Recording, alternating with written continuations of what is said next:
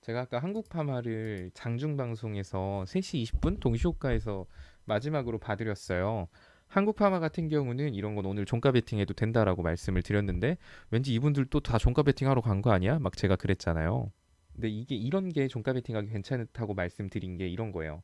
거래량이 많이 터지고 거래량이 많이 터졌어요. 근데 얘 종가 마감 위치가 계속 이 부위거든요.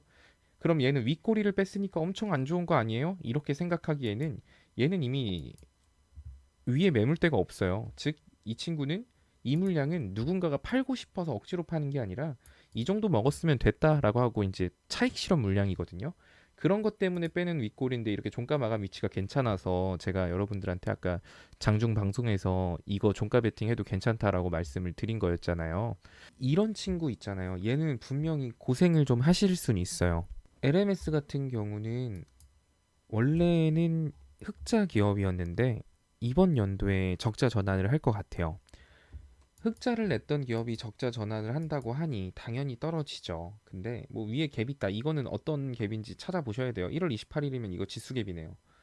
지수 갭인데 지수 갭이긴 한데 일단은 얘는 지수 갭이 있긴 하나 실적이 악화가 됐잖아요. 지수 갭은 1월 28일에 발표가 됐는데 1분기 실적부터 해가지고 계속 회사에 악재가 발생을 한 거예요. 그러니까 지수가 올라도 얘가 갭자리를 못 메꾸는 거예요.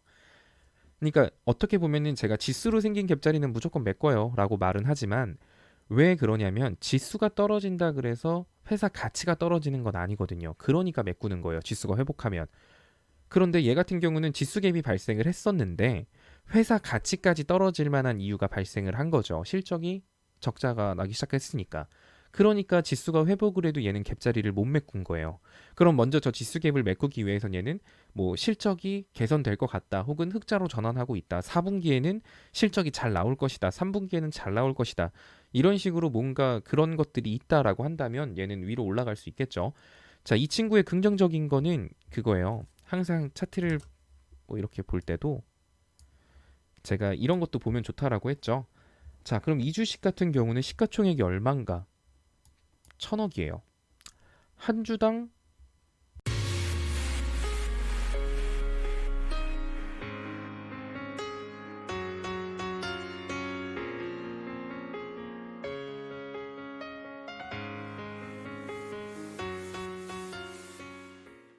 10,000원짜리인데 1,000억이면은 주식 숫자, 돌아다니는 시중의 주식 숫자가 그렇게 많지는 않을 겁니다.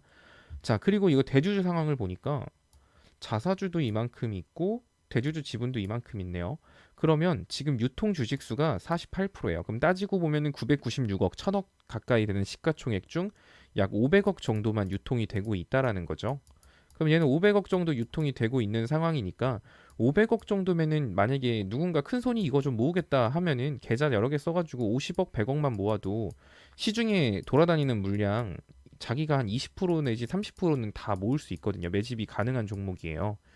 그러니까 일단 시가총액 갖고 대주주 지분율이 낮다라는 거는 긍정적으로 볼 만한 요소인 것 같고 항상 호실적을 냈던 기업이었는데 지금 적자 전환을 했다라고 해서 뭐 당장 얘가 문 닫아요 이렇게까지는 말 못하니까 이런 거는 지금 거래량이 없어서 시간은 좀 걸릴 수 있어요. 정말 시간은 많이 걸릴 수 있어도 근데 너무 크게 막 스트레스는 받지 않으셔도 돼요.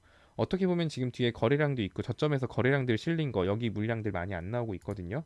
아마 얘는 이 241선이 통곡의 벽이 될 수는 있긴 한데 이 친구는 내가 뭐 손절하기 싫고 그렇다고 하시면 그냥 10,000원부터 12,500원 정도 선 여기 왔다 갔다 거릴 동안 그냥 물량 조금씩 조금씩 늘려간다라는 생각으로 좀 긴 호흡으로 보시면은 뭐 이 친구는 먹고 나오는 데는 지장 없을 종목이에요. 크게 스트레스 받지 않으셔도 됩니다.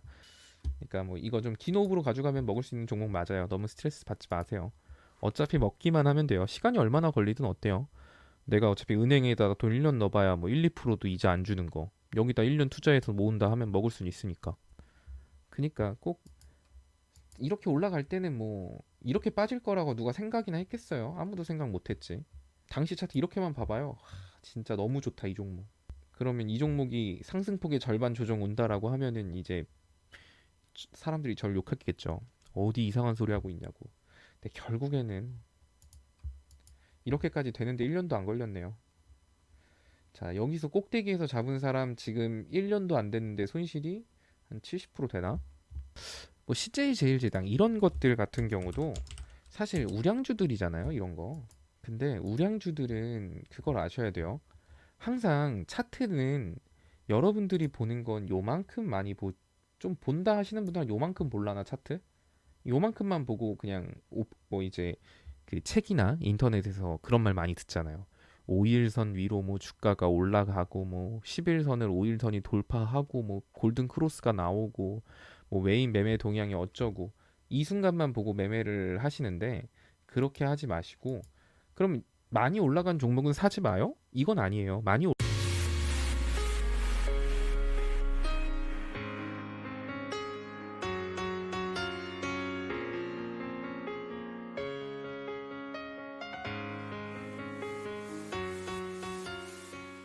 올라간 종목을 사도 돼요. 많이 올라간 종목은 뭐 달리는 말이니까 그런 건 사도 되는데 많이 올라간 종목을 접근할 때는 우량주니까 장기 투자하자. 우량주니까 가치 투자하자. 스윙으로 가자. 중장기로 가자. 뭐 이거 뭐 지금 39만 3천 원인데 50만 원까지 가자. 이런 생각으로 들어가는 게 아니에요. 달리는 말일수록 무조건 손절가는 칼같이 잡아야 돼요. 왜냐하면 달리는 말이 달릴 땐 좋아요. 근데 한번 거기서 말이 넘어지기면 절벽으로 떨어지거든요. 그러면 그런 것까지 생각하면 특히 우량주 같은 경우는 월봉 차트도 많이 보셔야 돼요. 월봉 차트를 봤을 때 이 친구가 급격한 상승을 매번 말씀드리지만 얼마나 급격한 낙폭을 월봉에서 보여주고 저점에서 횡보한 다음에 급격한 낙폭의 절반까지 올라갔어요. 절반을 지지받고 전고점까지 갔죠. 자, 그런데 그럼 반대로 여기서부터 여기까지 급격한 상승을 보여줬기 때문에 월봉상 그래서 절반까지 조정이 오는 거예요. 절반까지 조정은 당연한 거예요.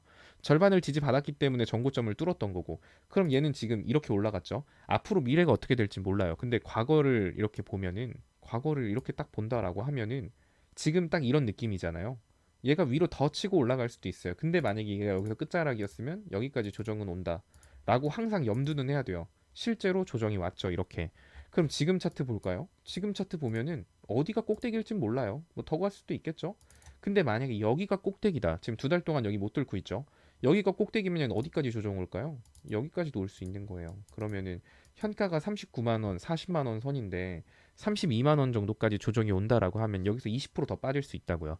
근데 내가 이 종목을 가치 투자를 한다라고 하잖아요. 내가 우량주니까 가치 투자를 할 거예요 하시면 여기서 들어가는 건 상관이 없어요. 들어가도 돼요. 대신에 이런 것까지 미리 생각을 해두는 거예요. 만약 내가 지금 여기서 40만 원일 때 들어갔는데 이거는 급격한 낙폭의 절반 수준까지는 원래 조정이 오는 건 어떻게 보면은 건전한 조정이니까 내가 들어가는데 이 종목이 32만 원까지도 빠질 수 있겠네. 그럼 현가 대비 한 20%가 빠져야 되는데 그럼 난 이걸 단기로 보는 거라면은 손절을 했겠지만 난 이걸 가치로서 길게 보고 있기 때문에 나는 얘가 40만 원에서 이 자리까지 빠질 수 있다라는 걸 미리 인지를 하고 있고 그럼 난 여기서 얼마를 사고 여기서 얼마를 사고 여기서 얼마를 사가지고 평단가를 어느 수준으로 조절을 해야겠다. 그리고 다시 올라갔을 땐 어떻게 해야겠다.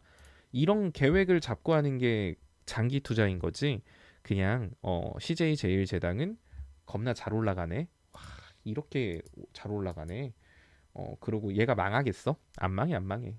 그리고 뭐 지금 60일선 있네 뭐. 어차피 이거 망하지도 않을 회사 뭐 기다리지 뭐. 이런 생각으로 들어가는 게 장기 투자가 아니에요.